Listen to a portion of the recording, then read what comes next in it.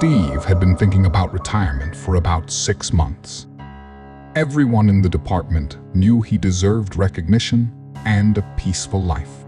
After all the cases he had personally closed, people across the state referred to him as the Hunter. During the war, Steve had successfully completed an assassination mission as an undercover agent. But this time, at nearly 2 a.m., on a stormy night, the police chief called him. "I know you're stepping away, but we need your help one last time. Steve, if you don't solve this one, we don't know who else can." About 20 kilometers outside the city, near Springfield, arrived at the crime scene, the old Grand Suites Inn. As he climbed the wooden stairs, he was more annoyed by their creaking than by the argument between the officers and the hotel owner.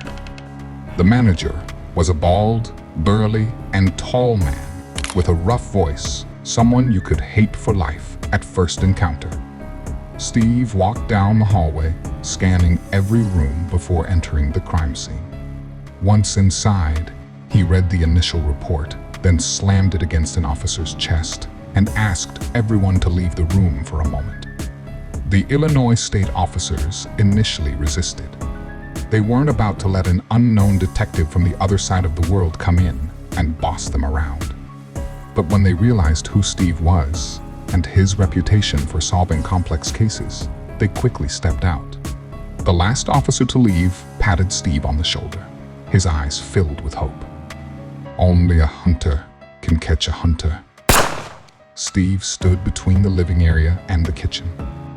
A young woman's body lay on her back, just a step or two from the kitchen. Sophia, an art student who had moved to Springfield a year ago. Now she had been found brutally murdered in a hotel outside the city.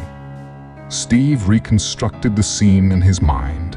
The killer was in the kitchen with her. They were drinking wine together, and after a brief argument, the killer suddenly reached for a knife. In a panic, they threw knives and forks onto the kitchen floor. Sophia, terrified, raised her left hand to shield her face, resulting in the first stab wound, piercing her palm. She struggled, but the second stab struck her thigh, bringing her to her knees. Blood-stained handprints on the wall and floor indicated that she had tried to crawl away. The deep scratches on her broken neck and the 3 stab wounds to her stomach confirmed something crucial. This was not the work of a serial killer or a professional murderer. The killer had personal motives. They knew Sophia. The murder weapon, the knife, was still embedded in her body. But the strangest part, every door and window was locked tight, covered in dust and cobwebs. The next day, as Steve sat in his office reviewing the case, the DNA results arrived answers to many questions. More importantly, they revealed the identity of the person who had been drinking with Sophia. Vanessa Eggers, Sophia's close friend and classmate. Sheriff Lewis, after a quick comparison with the hotel's security footage from the night before, smirked at Steve and said sarcastically, "Can't believe they dragged someone all the way here for something so obvious." It wasn't long before everyone agreed that Vanessa Eggers was the prime suspect. Everyone except one person. Steve refused to believe it was that simple.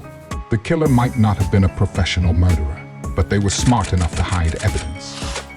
Too smart to leave something as careless as a lipstick stain on a wine glass, especially since the bottle itself was still nearly full and untouched.